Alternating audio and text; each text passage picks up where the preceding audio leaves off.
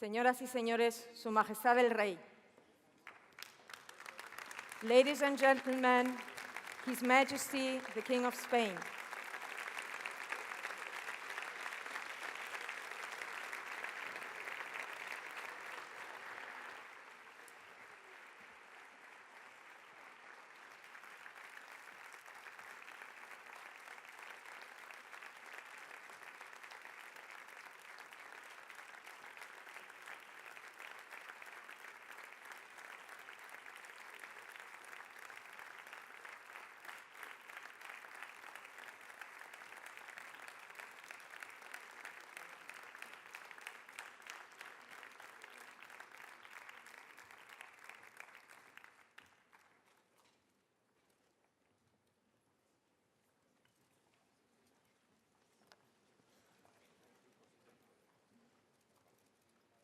Damos unos minutos a los fotógrafos para que hagan sus fotos.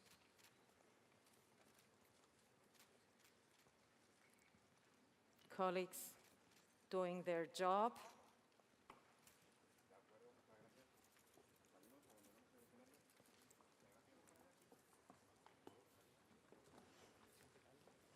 Majestad, Presidente del Gobierno de Aragón, Presidente de WANIFRA, autoridades, señoras y señores, queridos invitados, dear guests, ladies and gentlemen, a very warm welcome again to the World News Media Congress 2022. Bienvenidos de nuevo al Congreso Mundial de Medios de Información aquí en Zaragoza. Mi nombre es Ana Plasencia y es un placer acompañarnos hoy y durante los próximos días de Congreso y sobre todo esta noche en una entrega de premios muy especial, muy significativa y muy importante para el sector. We gather here today for many reasons. We already saw it this morning with insightful and relevant conversations, but I think the one bond that unites us all is our deep understanding of really the importance of a free press around the world and to open and democratic societies. We would like to reflect on, we would like to celebrate the achievements of some truly inspiring professionals as we award the 2022 Golden Pen of Freedom. So please welcome on stage Warren Fernandez. He is Editor-in-Chief of the Straits Times in Singapore and President of the World Editors Forum. Welcome, Warren.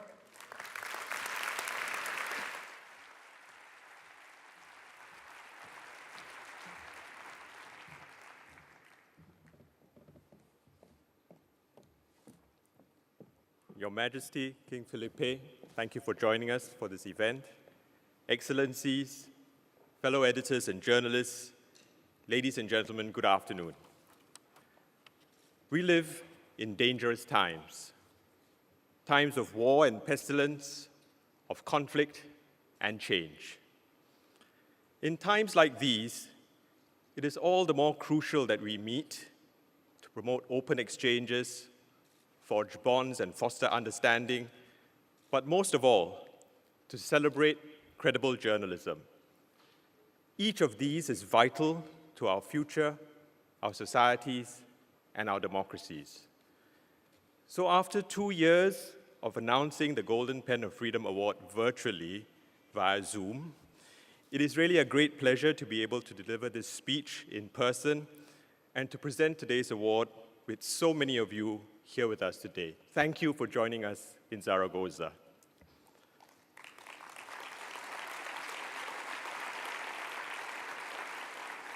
As we reconnect and rebuild our personal ties, allow me to take this opportunity to acknowledge our 2020 and 2021 laureates whose achievements may not have received the ceremony and celebration we intended to give them, but whose commitment to the cause of press freedom continues to inspire and motivate all of us.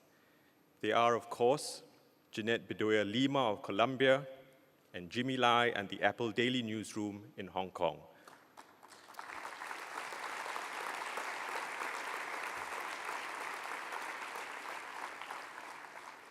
Our 2022 laureates are no less deserving of your applause, and I'm delighted to have them with us here today in the audience, but more on them in just a minute.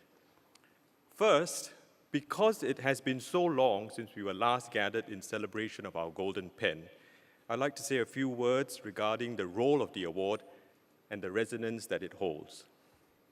The Golden Pen of Freedom recognizes outstanding actions in writing or in deed of an individual or a group or an institution in the cause of press freedom. Since 1961, the Golden Pen has been turning the spotlight of public attention on repressive governments and the journalists who fight them the world over. Behind the names of the laureates lie stories of extraordinary personal courage and self-sacrifice.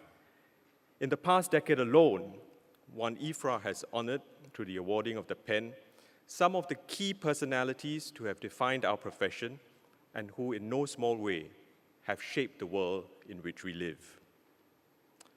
10 years ago, this month, we came together in Kyiv, Ukraine, to award Anabel Hernandez of Mexico for her work denouncing organized crime in that country. Appallingly, every year since has delivered a tragic tally of journalists murdered in Mexico with total impunity. And alas, the fate that has since befallen our host country that year, Ukraine, is simply gut-wrenching and devastating. To all our Ukrainian friends and colleagues, some of whom are with us here today, let me say this. We salute your courage and commitment, and we stand shoulder to shoulder with you in your determined resistance to Russian aggression, which cannot be allowed to prevail.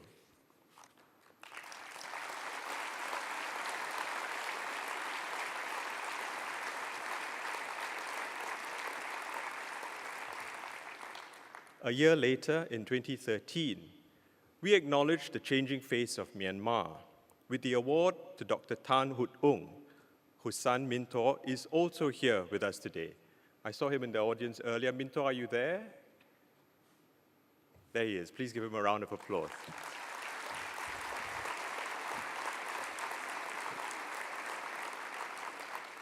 Unfortunately, the moment of our rejoicing and the hard-won democratic gains in Myanmar have been tragically brief. But we look forward to the day when we can celebrate once again with our friends and colleagues in Myanmar. In 2015, in recognition of the unprecedented rise in the number of journalists killed as they brought us the news, we spoke out loud and clear to demand action on media safety by commemorating journalists killed in the line of duty. Indeed, the last time we met in person for Congress in Glasgow 2019, we honored the life of Jamal Khashoggi, brutally murdered by Saudi authorities simply for being an outspoken critic of the kingdom. His family and the world still wait for justice. And I'm sure many of you will know our 2016 and 2018 laureates, Dmitry Muratov and Maria Ressa, were jointly awarded the most prestigious honor of them all, last year's Nobel Peace Prize. It highlighted not only their immense personal sacrifices, but also the plight of a profession that is targeted daily all around the world. Each of our laureates, stretching back to the very first Golden Pen, embodies a set of values that underpin our industry. Increasingly challenged, these values are defended worldwide by journalists, editors, and news publishers who recognize the importance of a free press and the essential role of a credible media in safeguarding the well-being and proper functioning of our societies.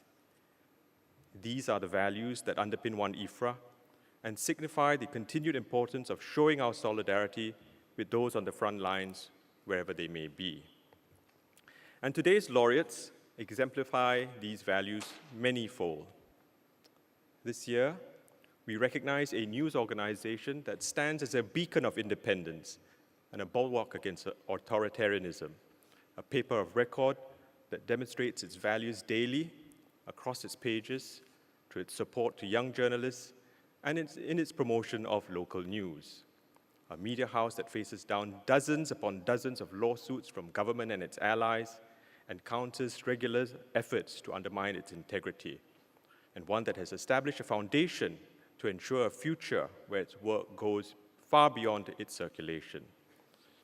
Your Majesty, fellow editors and journalists, ladies and gentlemen, it is my honor to announce that the 2020 Golden Pen of Freedom is awarded to Gazeta Wyborcza and the Gazeta Wyborcza Foundation of Poland.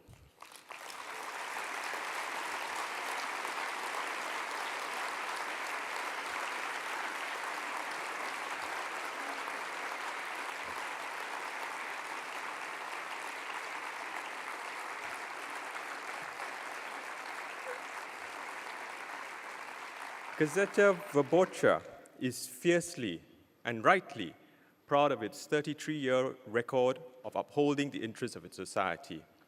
First published on the 8th of May, 1989, under the motto, "There is no freedom without solidarity," it initially came under heavy censorship, but it became a critical player in convincing the public to reject the country's communist leadership. It also became the first publication that was outside of government control. By the early 2000s, Wyborcza had become one of Poland's best-selling newspapers, and it has since consolidated this position as a journal of record that keeps a constant vigilance over Polish democracy. Today, as one of the few remaining independent news titles, Wyborcza finds itself under constant attack once again. A systematic effort by the ruling party to capture public service media has led the government and its allies to launch an onslaught of legal and financial pressures, targeting Gazeta Wyborcza in particular. Yet, despite the daily struggle to deliver independent journalism and reliable coverage, Wyborcza has chosen to go above and beyond through the establishment of a foundation, the Gazeta Wyborcza Foundation. Its work empowers women journalists and draws young people into the profession. It denounces neo-fascist organizations, fights disinformation, polarization, xenophobia, and supports local and regional media in the production of investigative journalism. Since the Russian invasion of Ukraine in February this year, the Foundation has become an international focal point for the support and emergency assistance to our Ukrainian colleagues, providing a vital lifeline to ensure independent media continues to function amidst the chaos of war. This has entailed coordinating offers of support from around the world, distributing financial assistance, partnering with NGOs and media organizations, and planning for the eventual rebuilding of a devastated Ukrainian media industry. The Foundation and the paper even facilitated the delivery of 48 tons of newsprint, paid for through donations to our We the Media Fund from you, our members, and delivered to One IFRA's Ukrainian Association to keep the presses rolling. Without Wyborcza, none of this would have been possible. This has been an immense effort, one that the entire Wyborcza family can be proud of, one that we can all be proud of, because it shows indisputably that by working together, we have the best chance to effect positive change. All of this has required leadership, purpose, and courage. And Gazeta Wyborcza and the Gazeta Wyborcza Foundation are showing us the way. They are showing us that there is indeed no freedom without solidarity. Now, I'd like to invite on stage to join us in doing the honors. Let me invite His Majesty King Felipe on stage, as well as the President of Aragon, Javier Lambon, the Minister of Justice, Pilar Llop, and of course my friend and colleague, President of One IFRA, Fernando Diaz. Please join me on stage.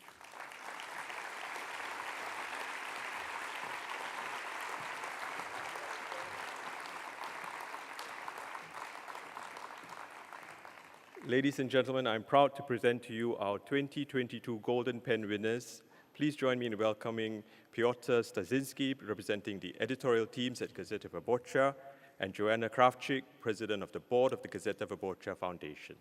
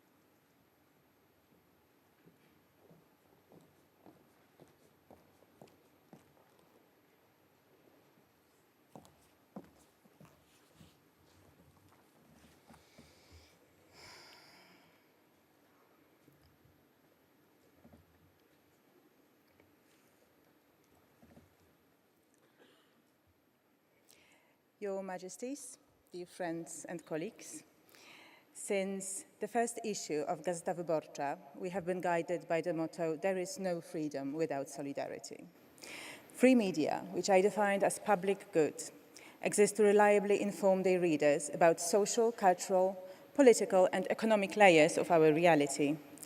However, the goal of any editorial office, in my opinion, should be also to give readers examples how to build a better world, and media should show solidarity through and through with their readers, with citizens, and also with their peers in need, as long as they are determined to fulfill the public mission of journalism. The Golden Pen Award, which I am proudly accepting today on behalf of the Gazeta Wyborcza Foundation, its supporters, its workers, its friends, proves that no freedom without solidarity motto is also close to the hearts of the Van Ifra crowd. We are thrilled and humbled by your recognition of our efforts. Thank you.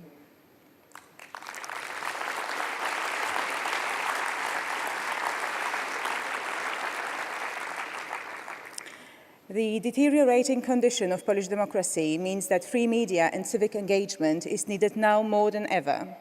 This is why, together with the journalists and publishers of Gazeta Wyborcza, we created our foundation to address the threats independent media, civil society, and democracy in Poland and beyond face. Our foundation is young, only 3 years old. But with the great support of like-minded people and organizations, we have established 7 media support programs. We award dozens of investigative journalism grants and financed a number of important investigative scoops.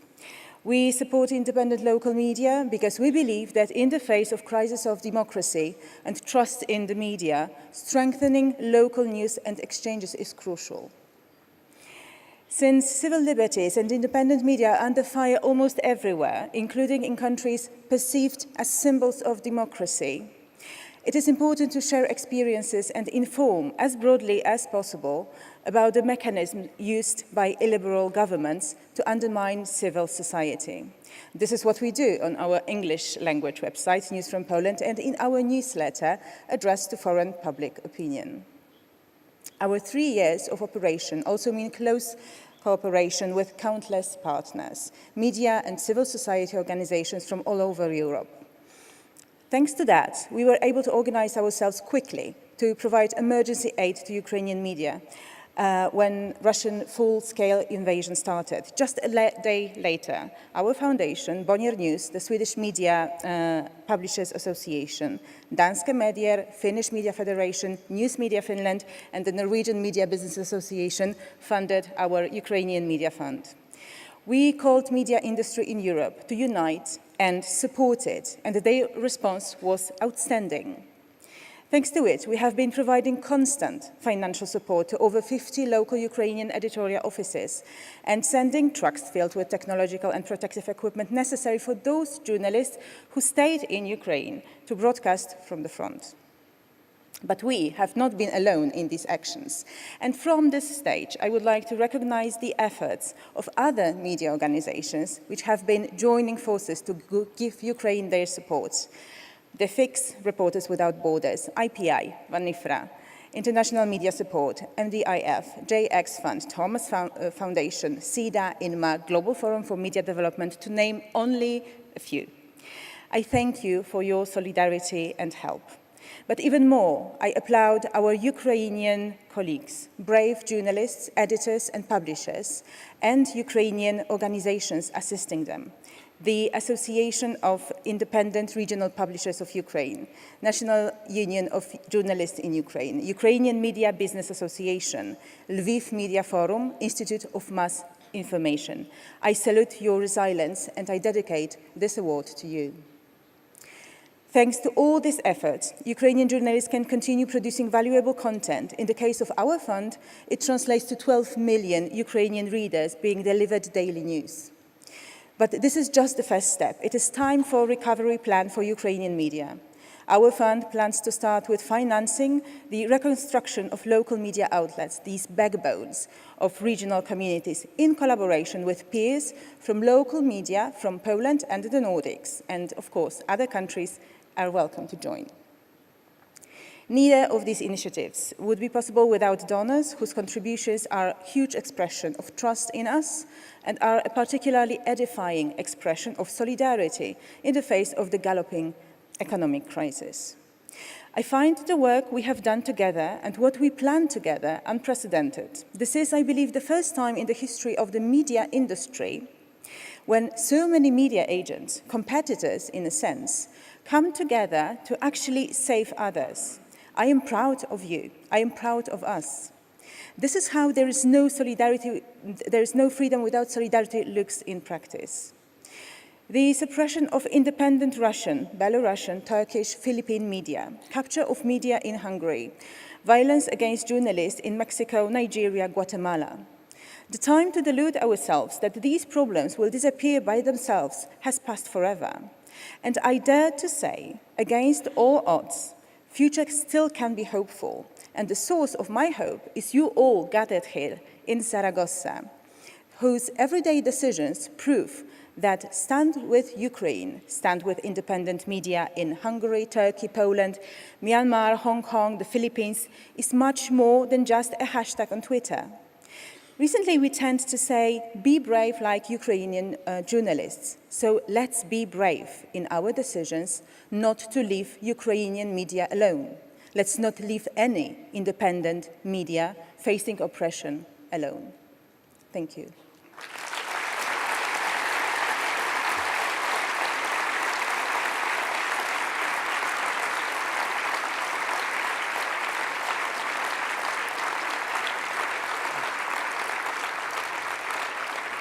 And it's time for Piotr Stasiński.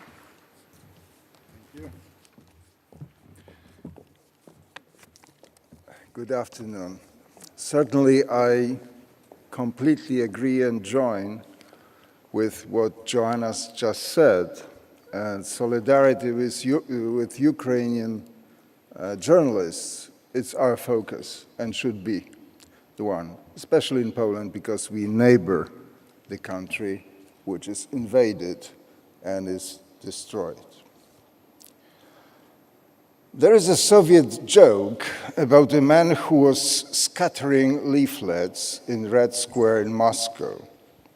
Police rushed and handcuffed him. A policeman took a bunch of leaflets, but they were blank sheets. He said, "Hey, you fool, nothing's written here. What is it for?" The man answered, "Why write anything? Why bother? Everybody knows everything." Well, leaflets must not be blank. And this is what journalism is all about, I believe. Gazeta Wyborcza is deeply honored by One IFRA and the World Editors Forum's recognition and appreciation. I am speaking with great satisfaction on behalf of our entire team and Adam Michnik, our editor-in-chief since 1989. In 1989, as communist dictatorships in Central and Eastern Europe started falling, Gazeta Wyborcza was founded, the first and only independent daily newspaper published freely between the Elbe River and Vladivostok. Having its roots in the anti-communist opposition and solidarity movement, Gazeta Wyborcza became a crucial institution of Polish democracy. And it remains the more so today, since the current authoritarian government of the Law and Justice, PiS party, has either trampled or captured nearly all institutions which safeguard democracy and the rule of law: independent judiciary, equality under the law for all, women's and minorities' rights, separation of powers, and even honest elections. Nowadays, with new authoritarianisms on the rise, when freedom of expression is subject to suppression and ridicule, free media in our region, in Hungary, Slovenia, Czech Republic, Slovakia, and Poland, Wyborcza included, are facing hardships comparable to the communist era, not comparable to the fate of Ukrainian journalists, of course. Let's evoke that Soviet joke again. Does everybody know everything? Really? No. Today it is not true. Everybody doesn't know everything. Worse, many do not want to know. It is famous news avoidance. Gazeta Wyborcza's mission is to oppose this devastating phenomenon, as difficult as it may be.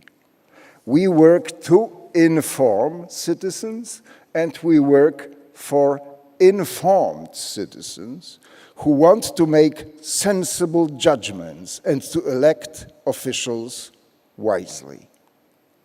Even if it is an uphill battle, we are convinced that it is not futile.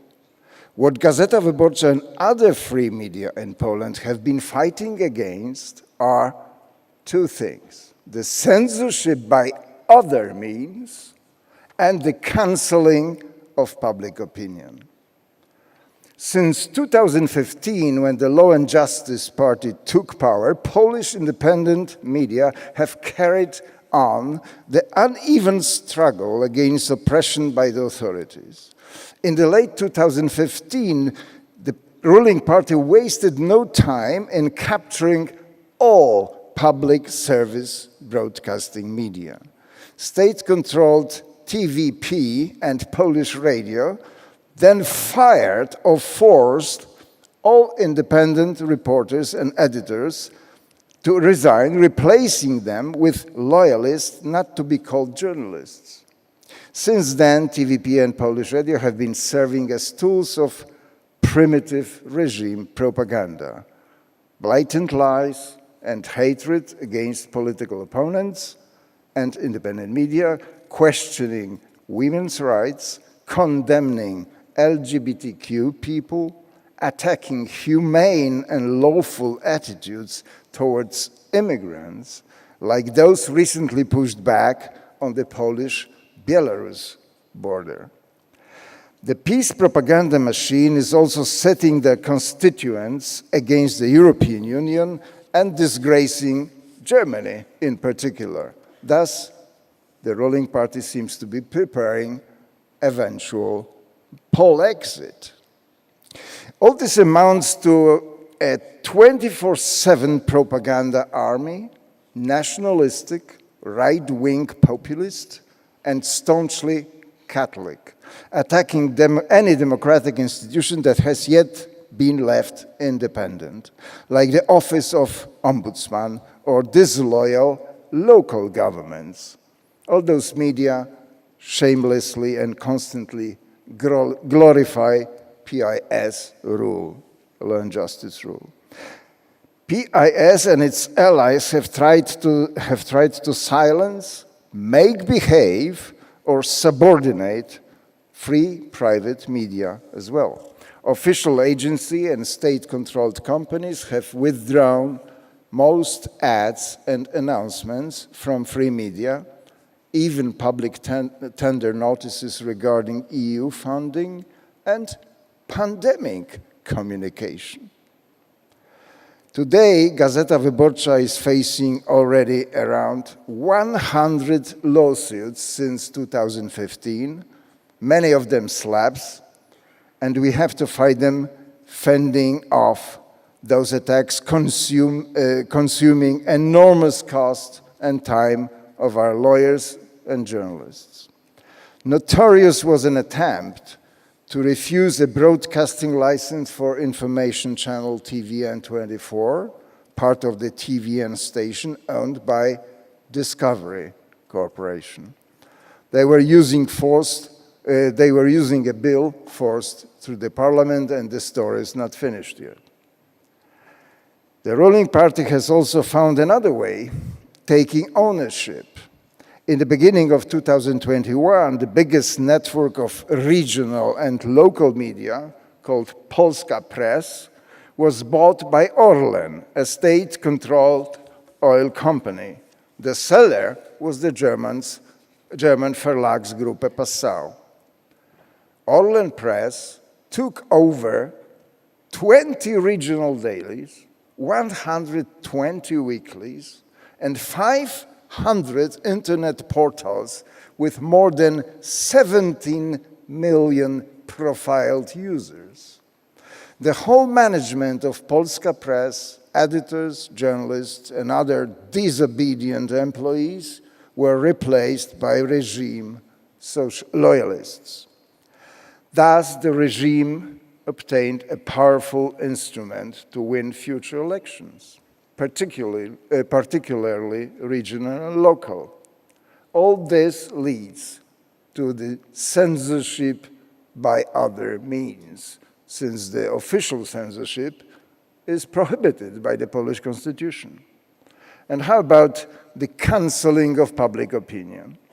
Government agencies and other peace-controlled institutions permanently break the access to public information law by not answering questions regarding public issues posed by free media.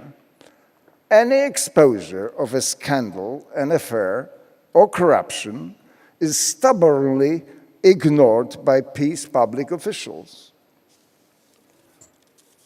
The everyday experience of independent journalists is chasing officials in parliament corridors, staircases, or vestibules of public buildings while the latter hardly turn their heads.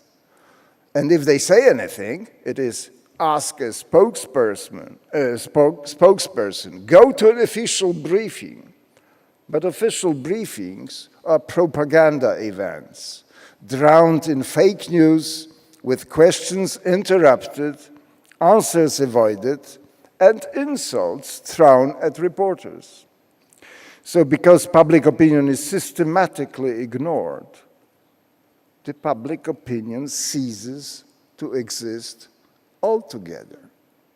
Scandals and abuses by officials have no consequences whatsoever. There is no accountability.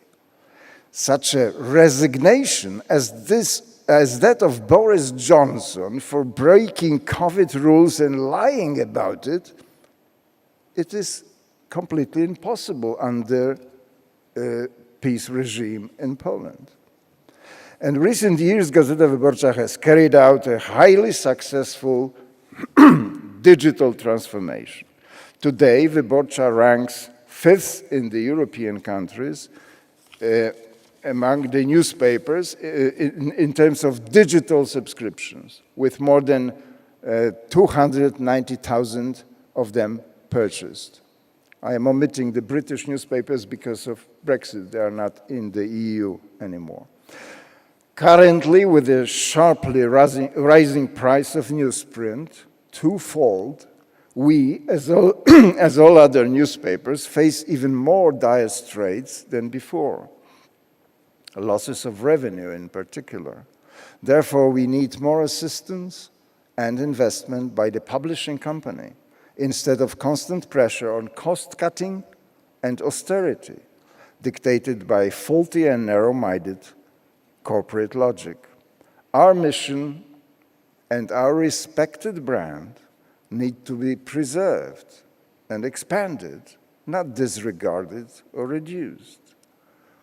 The mission we are committed to is especially important now in our troubled country and in the increasingly troubled world, with especially Putin's invasion of Ukraine, worldwide assaults on democracy and journalists, and toxic political polarization everywhere.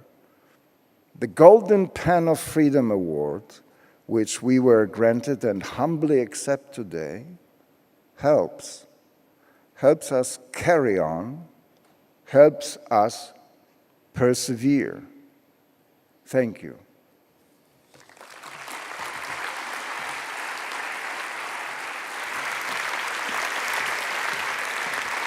Congratulations, Piotr. Congratulations to Joanna and to Gazeta of Boger. Do you want to let your prize here, or shall I take it for you? I take it myself. Oh, yeah? Very good. And now a round of applause. Thank you so much. Ladies and gentlemen, I'm afraid I think we should hurry up a little bit. I would like to introduce you to an expert in journalism safety. So please welcome on stage World Editors Forum Newsroom Safety Advisor, Javier Garza Ramos, who will lead our esteemed panelists through a short discussion about new limits on press freedom. Thank you so much.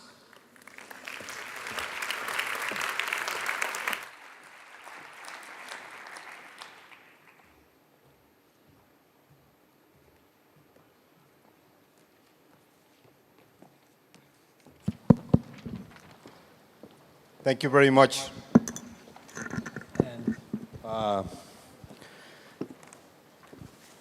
I'm really honored to welcome our panelists today, and really a privilege to be hosting this. Your Majesty, Fernando, Vincent, it's great to be back in person here, and really a joy to meet. It is a bit of deja vu. I had the privilege of moderating this panel in 2020 when we were supposed to be in Zaragoza, virtual one. Warren reminded us that Ginette Bedoya, at the time, we had a great panel with Ginette and with Maria Reza and John Montgomery. And so I should say that whenever the Congress is in Zaragoza and I moderate the press panel, one of the panelists goes on to win the Nobel Prize. So I wonder which one will be next year. There are so many dimensions to press freedom that the conversation just doesn't seem to end, so each one of these panels just really picks up on the last one. And for this year, we chose the topic of polarization and how it affects our journalistic work and what are the challenges that political polarization poses to journalism. I'm just going to introduce our panel very quickly. Joanna Krawczyk, who we just heard from, a media development expert dedicated to building projects that have social impacts, and she's the head of news partnership in Gazeta Wyborcza and presides the Gazeta Wyborcza Foundation. Joan Chirwa is a journalist from Zambia with 18 years of experience, not only as a journalist, but also promoting press freedom. She founded the Zambia Free Press Initiative and has headed two of the most important news organizations in Zambia, the online news website, The Mast, and the newspaper, The Post. Ritu Kaipur from India, a member of the World Editors Forum, is co-founder and managing editor of Quint Digital Media. It's one of the most important independent news sites in India. Also a broadcast founder of Network 18, and she pioneered citizen journalism in her country. And Marcelo Reg, a very familiar face in these gatherings, an executive at RBS, one of the largest media groups in Brazil, where he was executive director of journalism and institutional vice president. Now retired from there, but not from the game. He is now a columnist for the daily Zero Hora and president of the Brazilian Newspaper Association. So thank you very much to everyone. And we'll quickly just begin the panel as polarization cuts through and hardens political positions, probably causing the public to lose respect for facts and to entrench people in one's own information bubble. So polarization is also dangerous for journalists as the ethical dilemmas that it presents. So how do we deal with it? That is what we are going to explore with our panel, starting with Joanna. Please give us a sense of some of the ethical challenges that you faced recently as your environment becomes more polarized. You know, I have a feeling that we know what polarization is very deeply. This is something that is probably not good to describe in details because, well, we all feel it. We are all kind of submerged in a polarized world. It is especially acute in those countries, those societies which are led or which are governed with illiberal democracy like Poland. Working in Gazeta Wyborcza means that you face polarization every day, means that you are the victim of polarization, political polarization, something my colleague Piotr mentioned in his speech, every day. What is of my interest, because I am a doer, not a thinker actually, is what can be done when you're a media outlet or civil society organization interested in media, what actually can be done to work with polarization, because I think that the state of the affair we have established. Now, what can be done with it? Probably you wanted to ask this as the second question, but I will answer it anyhow, because I actually know what to do with it. And something I would like to mention on this stage is the power of conversation. And of course, it's you probably think, yes, of course, conversation, and then how to do it in a newspaper or in a digital media. Well, involvement of your readers is the key, in my opinion. And I am so certain of it because we have tried it. We have tried it a few times. We are a part of a program, a community tool, which is called Europe Talks, which offers a very unique tool for media to engage their readers, but also readers of other media, which are in a completely different information bubbles. And through this tool, these people are paired and start discussing and talking. They do it online, they do it offline, and amazing things happen when they start doing it.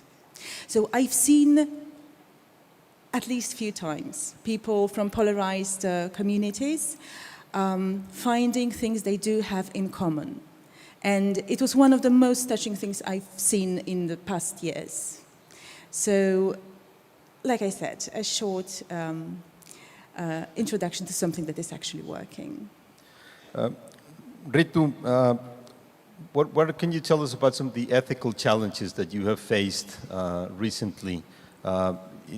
Polarization sort of challenges our concept of balance and being fair to all positions. Sometimes when we know that there are some positions that are blatantly false or dangerous, and so we cannot give them equal time. What do you think this plays out in daily journalism? So in India, the immediate polarization right now is in the sort of the othering of Muslims in the country, which is a minority, putting out a narrative which is pushing towards a Hindu state, saying that Hindus are under threat from Muslims, which is completely nonsensical, actually. But it's also an environment where a large part of legacy media is actually now propaganda machines for the government. In that environment, what happens to independent news organizations like us, or we run the risk of, is to overcompensate the narrative for the community that is being targeted, and which is also important. It's work that needs to be done because the narrative against them is so hateful and so strong. But what happens is, and I think the important lesson for us, the ethical lesson here, is to look out for our own biases, to look out for falling into the trap of echo chambers, which, looking out for a narrative which is akin to what we think, because journalists, like Muslims, are being attacked in the country. So I'll give you a very quick example to illustrate this. About a year back, or less than a year back, a propagandist film was released on the exodus of Kashmiri Pandits, which are high caste Hindus, out of Kashmir because of Muslim attacks on them, which this happened in the late 80s, early 90s. And we actually found, I mean, we get a lot of readers saying you're always, you're only supporting Muslims, there's no narrative about Hindus, and, you are leftist, the general trolling that happens. But this time we found that a lot of our sensible readers, balanced readers, were reaching out to us saying, why are you not covering what's, the exodus and the atrocities on Kashmiri Pandits? And I brought that up as a debate in the newsroom, and I had such a strong pushback from journalists in my newsroom saying, no, we will not pick that up, and that is not for us, they're getting enough propaganda from elsewhere. And we, to cut a long story short, I prevailed, and we actually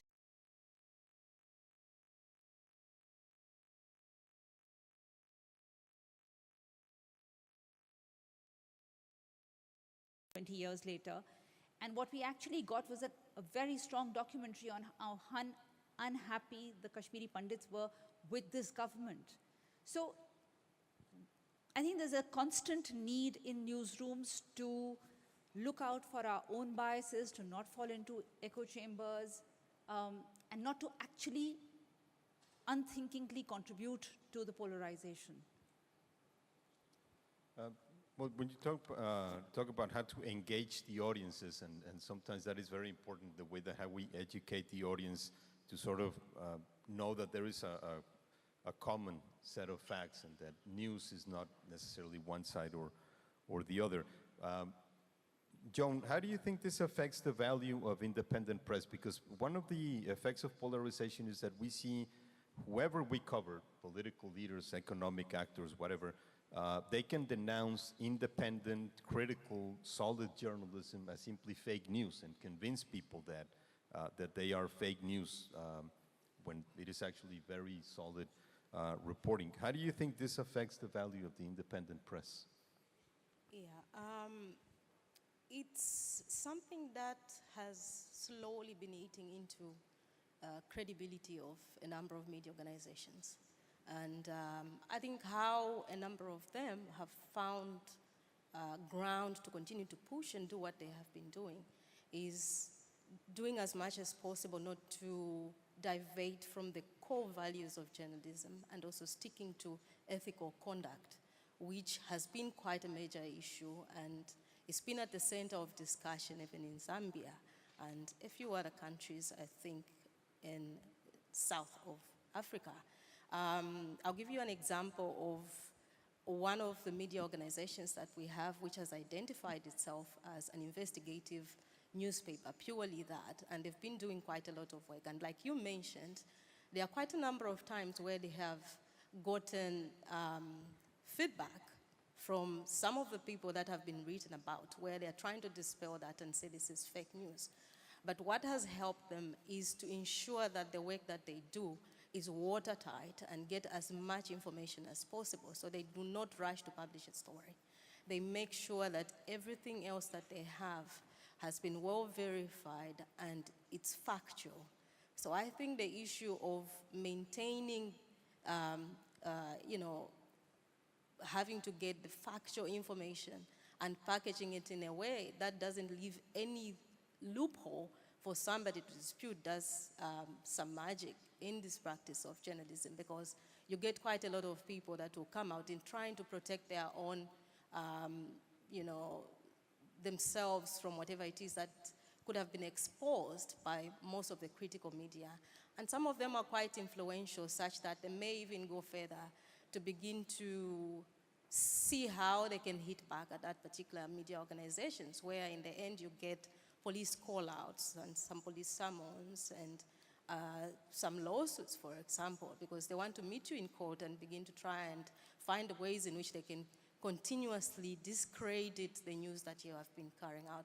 So all in all, I think for me, really, it's an issue where we have to invest quite a lot in doing a lot of research and ensuring that we do as much verification as possible so that the information that we pass out to the people that consume our news is credible enough. Thanks. Marcelo, you've lived under the past few years with a government headed by a president who is not only hostile to the press, but also stokes that hostility in his followers, in the social media bubble that those followers have created. And then you have elections next week, so things must be burning very, very hot in Brazil. What has been your experience, if you can talk about, in this particular election, because it might be a good example? And also, how do you think we can be proactive in what can we propose from a place like this? You've been to many of these gatherings. How can we be proactive for news media to sort of take on this polarization? Javier, it's sad to see that a country like Brazil felt in every freedom of the press ranking in the last few years, mainly due to the attacks, the hostility from the president and his supporters. And besides all the old stuff, old problems like killings, murders, one recently that has one of these tragic killings of journalists was the British journalist Don Phillips that was murdered in the Amazon region while he was reporting there last June. We also facing in Brazil, as I would say almost everywhere, the digital harassment boosted by instrumentalization of the social media in order to try to intimidate professional journalism. This happens largely in Brazil, in I would say a great divide. It's a huge polarization that's based in the spread of the dissemination of disinformation and the spread of the bubble rages. And the situation is so dramatic for the stability of the country, of the political system, for the economy, and not just in Brazil, I would say for the world, that we should start to talk, to debate, and formulate, and go into the direction of a global agreement against disinformation and to support ethical, independent, and professional journalism. Mirrored in the global agreement against the climate change, because the climate change threats the world physically. Disinformation and rage bubbles threat the world in terms of psychological and socially. So I doubt that we will have such a tragic horror that we see in Ukraine today if there was a strong and free press in Russia.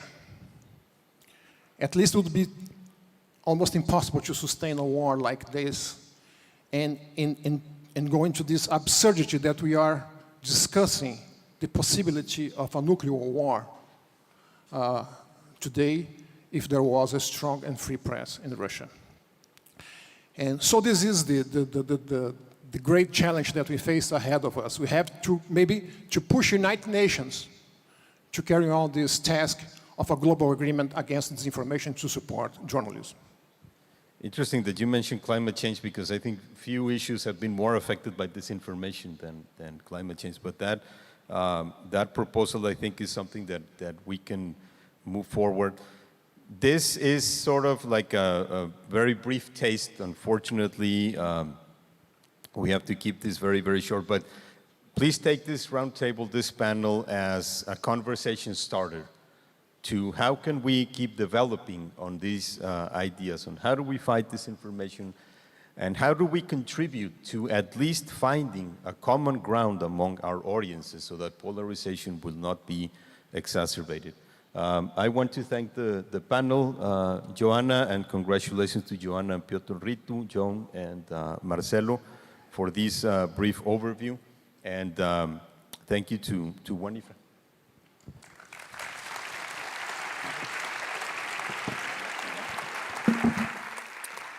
Thank you so much. Limits of press freedom, it's enough to do. And we have key elections in Brazil this Sunday, right?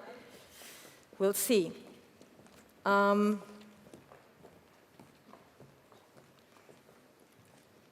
la bienvenida ahora al presidente del Gobierno de Aragón, Javier Lambán Montañés. Bienvenido. Adelante.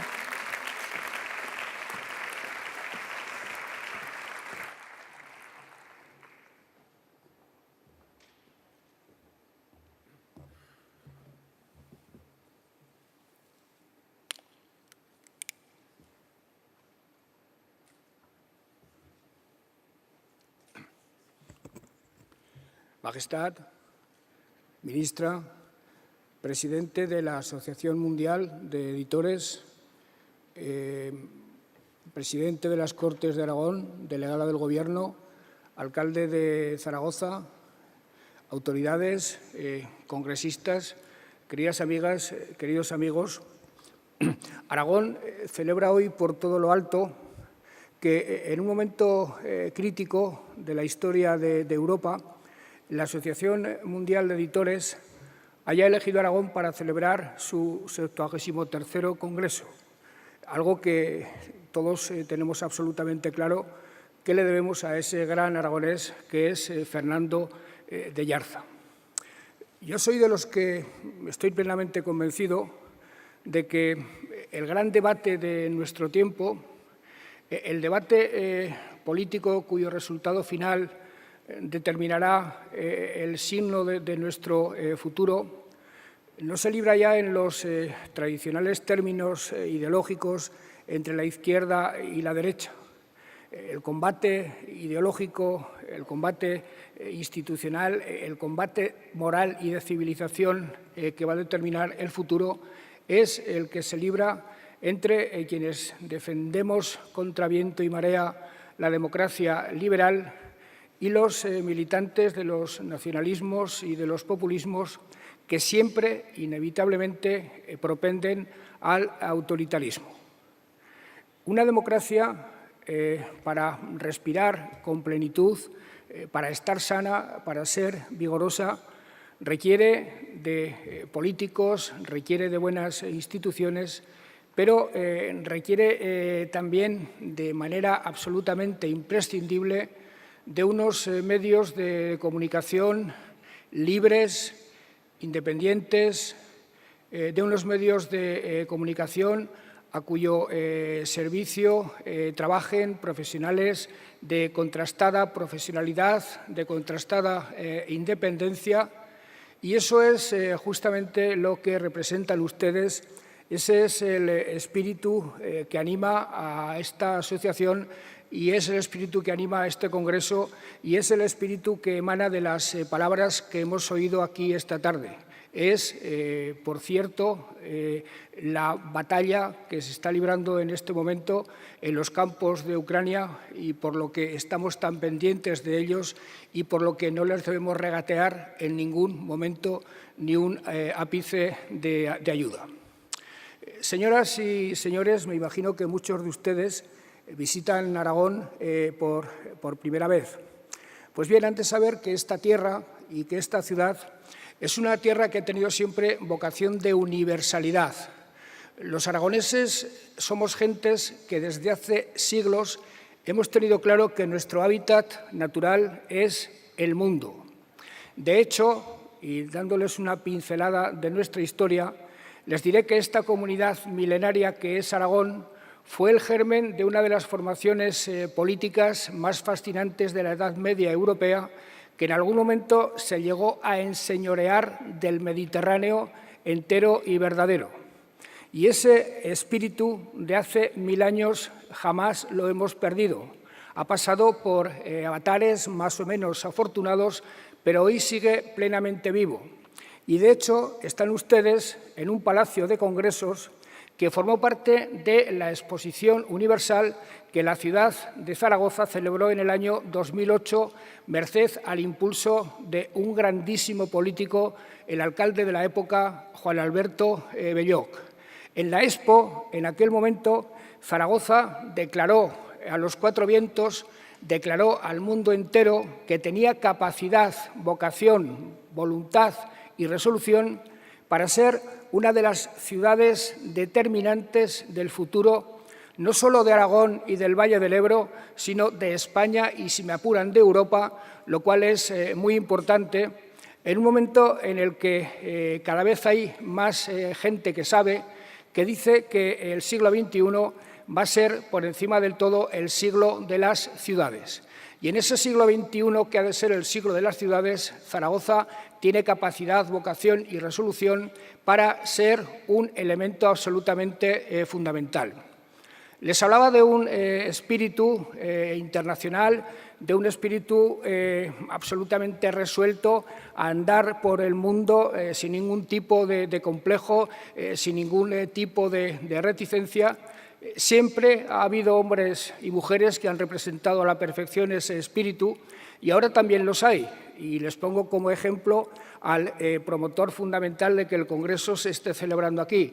Les pongo el ejemplo de Fernando de Yarza, un hombre que pertenece a una estirpe familiar de empresarios de éxito, pero que yo creo que si tuviera que elegir de entre todas sus actividades, la que más le enorgullece es justamente la que se relaciona con el periodismo, la que se relaciona con la comunicación. De hecho, su familia fue fundadora de un periódico hace 137 años, Heraldo de Aragón, que ha sido durante todo ese tiempo una compañía absolutamente imprescindible de lo mejor de la historia de esta comunidad. Señoras y señores, se me ha dicho que sea breve y lo voy a ser, cumplo escrupulosamente con la máxima de Gracián y empiezo o termino por donde debería haber empezado. Termino por darles a todos ustedes la bienvenida a Aragón. Esta tierra es un país, es una comunidad donde la libertad y donde los derechos respiraron, respiran y respirarán siempre con fuerza de gigante. Y además, Aragón es uno de los elementos constitutivos y constituyentes de esta gran nación que es España por encima de cualquier otro de esos elementos. Es más, Aragón es un instrumento al servicio de ese gran proyecto nacional que si entre todos no lo estropeamos, está destinado a ocupar un papel, un espacio y una función importantísima en el mundo que viene. Y para eso contamos con un actor de primera magnitud, que es Su Majestad el Rey don Felipe VI. Don Felipe VI representa lo mejor de la España actual. Don Felipe VI encarna a la perfección el espíritu de la Constitución. En sus palabras, en sus gestos y en sus actitudes nos vemos reflejados los españoles en lo mejor que tenemos de nosotros mismos. Y por eso, Majestad, cada vez que viene a Zaragoza nos alegramos, lo acompañamos y sobre todo le deseamos que siga viniendo muchas veces. Bienvenido y muchas gracias por estar aquí esta tarde tan importante para nosotros.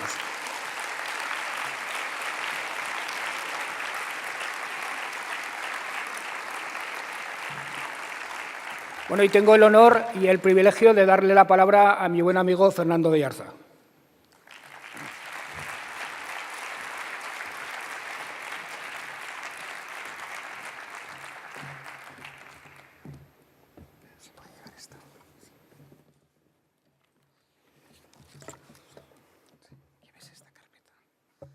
Majestad, presidente de la Comunidad Autónoma de Aragón, ministra de Justicia, presidente de las Cortes de Aragón, delegada del Gobierno, alcalde de la ciudad de Zaragoza, presidente de la Asociación Española de Periódicos, presidente de la Asociación Mundial de Directores, familia de Wanifra, queridos amigos.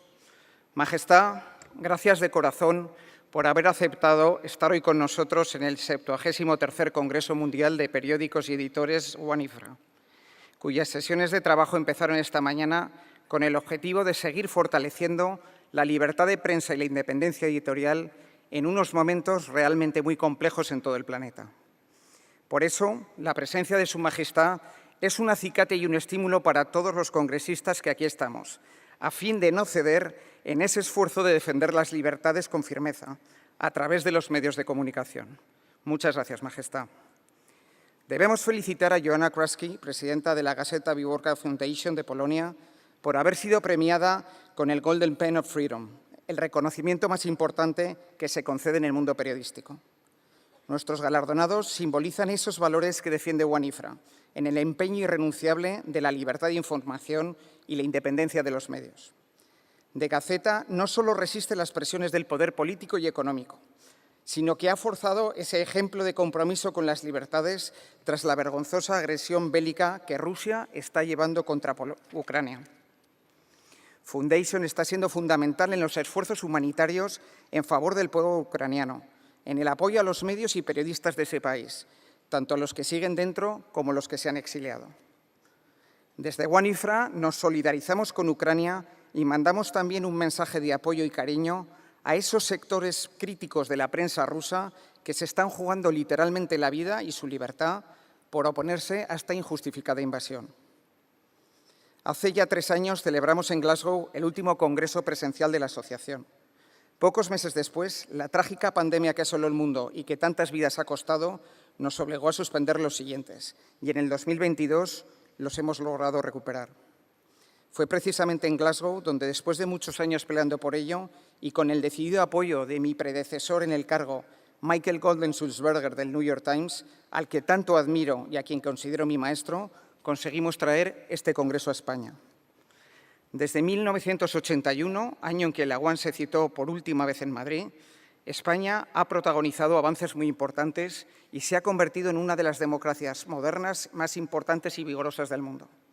Aragón, nuestra región, Zaragoza, su capital, son un espejo de la España actual. Por ese intenso orgullo que siento de ser español y aragonés, quería traer el Congreso a nuestras tierras y que ustedes sintieran durante unos días su amable acogida. Heraldo de Aragón, el periódico que ejerce de anfitrión y origen del grupo que presido, ENEO, cumplió el pasado 20 de septiembre, presidente, 127 años, nos ha dado 10 años más de edad, convirtiéndonos ya en un diario y en un grupo de proyección nacional. Estamos absolutamente comprometidos con el legado que hemos recibido. Por eso, cuando les veo aquí a todos ustedes presentes, llenando por completo este auditorio, no puedo dejar de pensar en lo orgullosa que estaría de todos nosotros mi abuela Pilar. Ella tenía solo 20 años cuando en 1940 murió su padre, que además ejercía como editor del periódico. España estaba rota por una terrible guerra civil y en esas difíciles circunstancias tuvo que hacerse cargo del Heraldo junto a su madre y su hermana.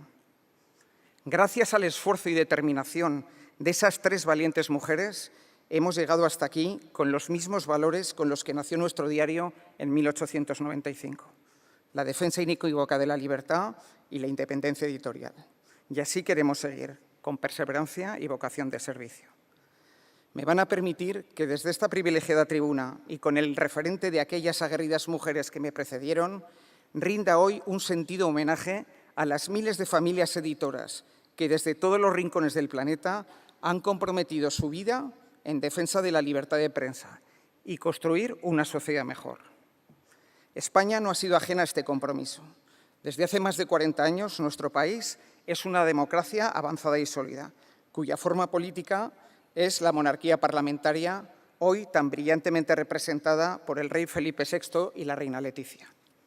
Su Majestad cumple con ejemplaridad y excelencia su deber constitucional de arbitraje y moderación de las instituciones y de máximo representante de España en las relaciones internacionales, con una conducta prudente y sensata, con su apuesta por la concordia cívica y su respeto a la pluralidad política y cultural de un país tan diverso como España. Sé muy bien, Majestad, porque así lo ha demostrado, que la libertad de información y la prensa solvente de calidad tienen en vuestra persona un apoyo decidido y sin fisuras. Y por eso, en mi condición de presidente de la Asociación Mundial de Periódicos y Editores de Noticias, que agrupa más de 18.000 publicaciones de 120 países, quiero reconocerle ese permanente respaldo al periodismo de calidad y reiterarle mi agradecimiento por su presencia en este congreso, cuyo objetivo es defender la libertad de prensa como piedra angular del resto de los derechos ciudadanos. Quiero terminar mis palabras citando un premio Nobel de la querida y hermana Latinoamérica y darle la razón al gran García Márquez cuando afirmaba que ser periodista o editor, además de ser el oficio más bonito del mundo, consiste en tener el privilegio de cambiar algo todos los días. En ello estamos y no vamos a reblar, en el permanente y decidido compromiso con la libertad de prensa. Muchas gracias, Majestad.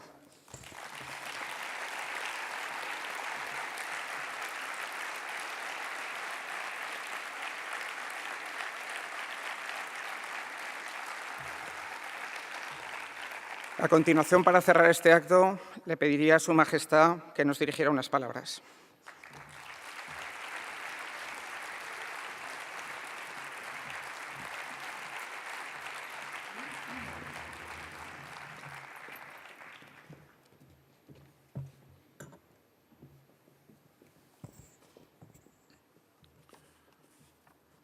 Presidente del Gobierno de Aragón, Ministra de Justicia, Presidente de las Cortes de Aragón, Delegada del Gobierno en la Comunidad Autónoma de Aragón, Alcalde de Zaragoza, Presidente y miembros de la Asociación Mundial de Periódicos y Editores de Noticias, WANIFRA, Presidente del Grupo ENEO y Presidente también, me alegro de verte, Presidente de la Asociación Española de Medios y del Grupo Joly,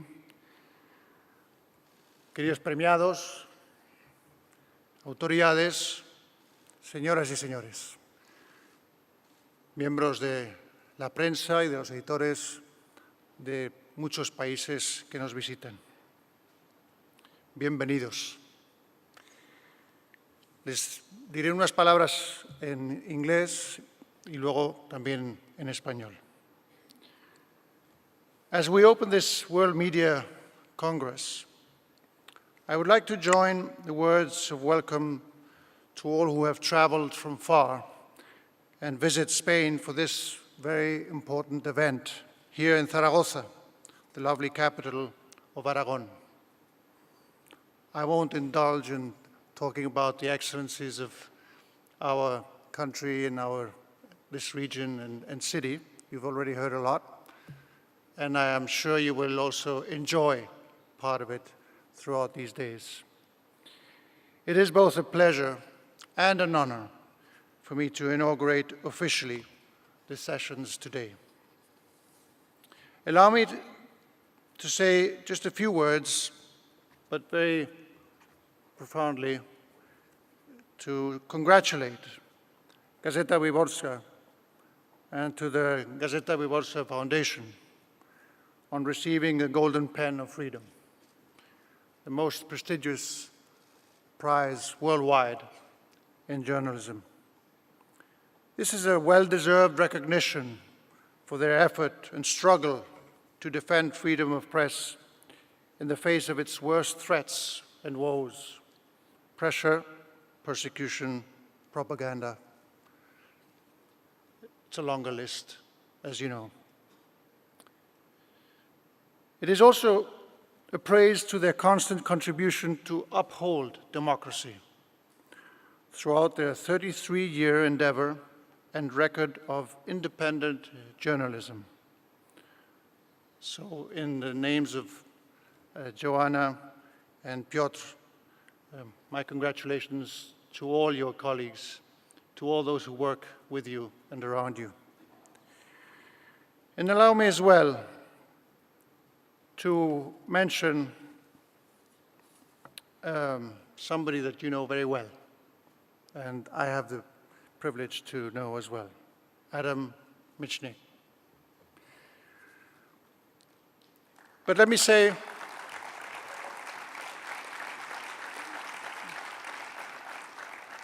that we all know well the most fundamental prerequisite for free press is a broad and democratically guaranteed freedom of speech.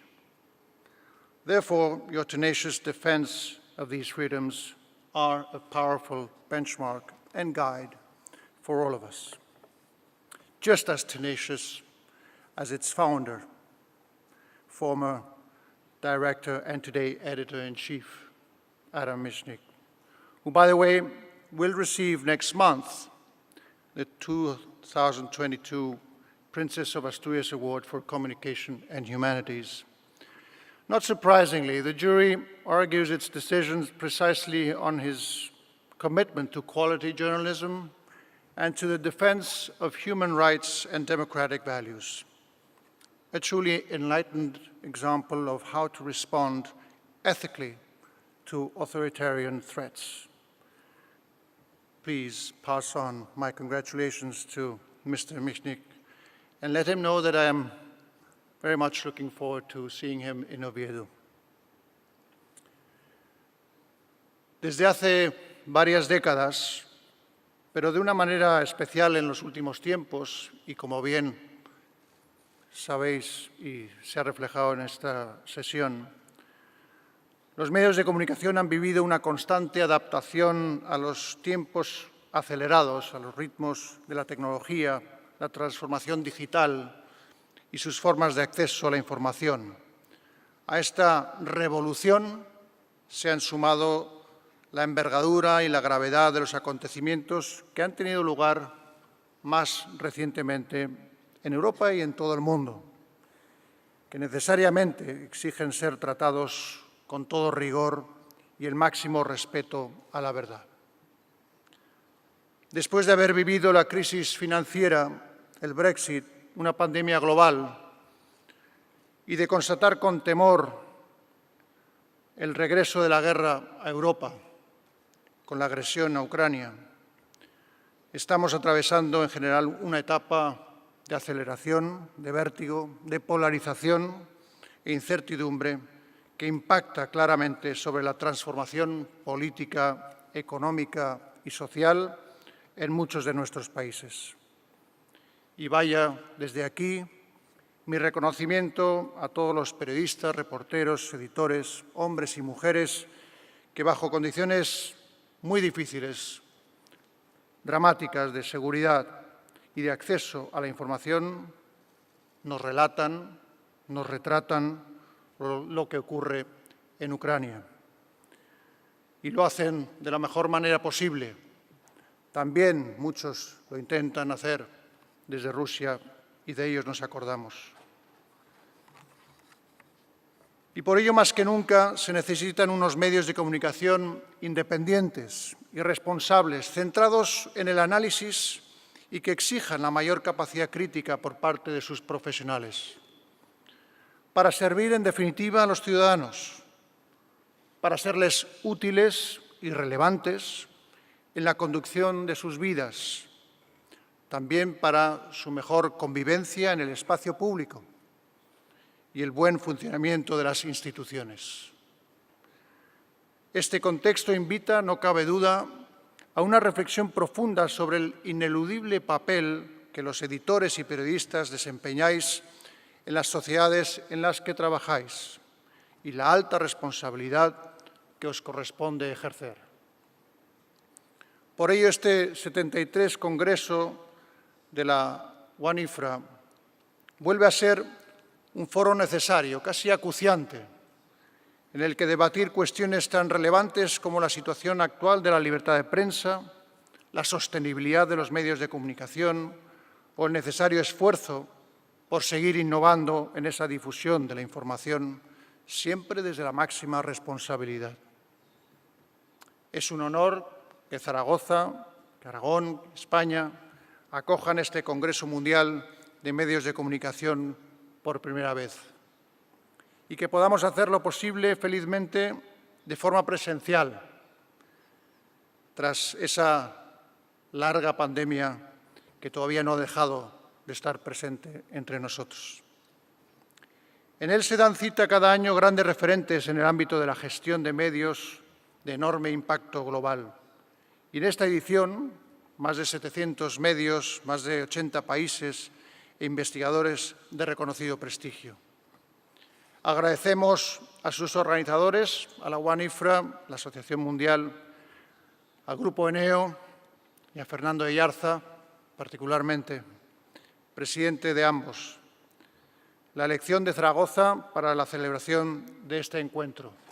No les va a defraudar. Señoras y señores, la libertad de información consagrada en la Constitución española en su artículo 20, reconoce y protege los derechos a comunicar o recibir libremente información veraz por cualquier medio de difusión. Y es una cita. Representa la concreción de un fundamento nuclear en cualquier democracia que se considera plena.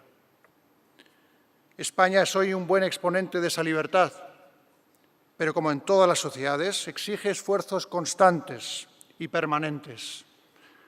Las redacciones y medios de comunicación están repletos de profesionales que sitúan su vocación y oficio al servicio de los ciudadanos.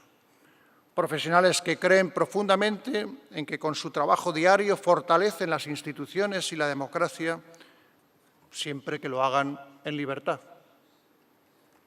Por eso, las falsedades, la simplificación, la desinformación, son algunas de esas herramientas que existen para erosionar ese derecho a la información y que constituyen serias amenazas sobre nuestras sociedades.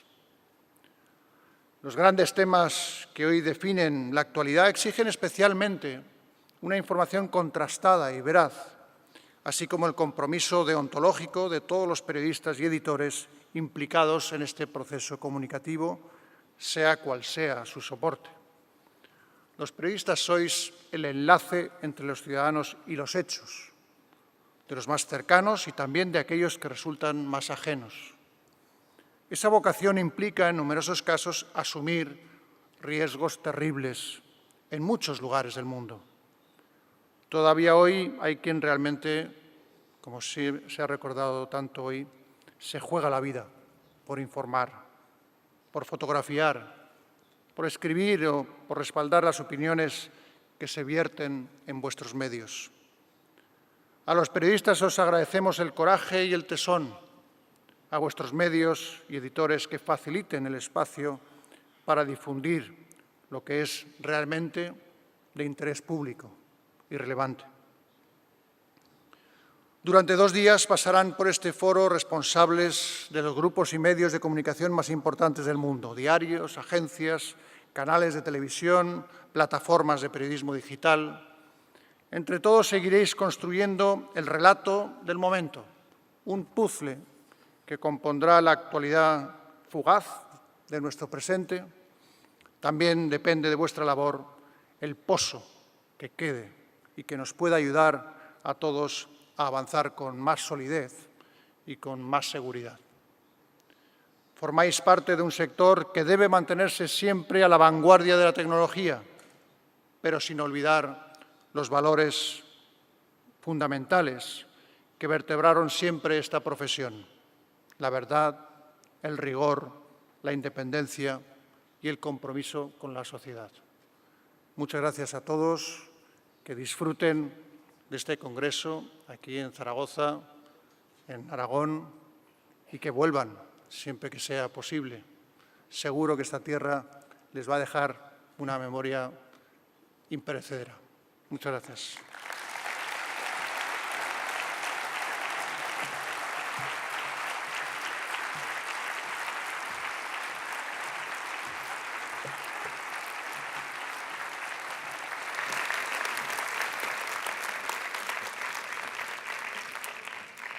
Muchísimas gracias, Su Majestad. Con estos 3 mensajes, últimos mensajes cargados de emoción, de muchísima fuerza, me han encantado sus palabras. Cerramos. We would like to invite you to the special reception with Your Majesty the King. Afterwards, you have a bus shuttle taking you to the Alfajería Palace. Enjoy the evening. Thank you so much. Mañana más si quieren. Gracias y muy buenas noches.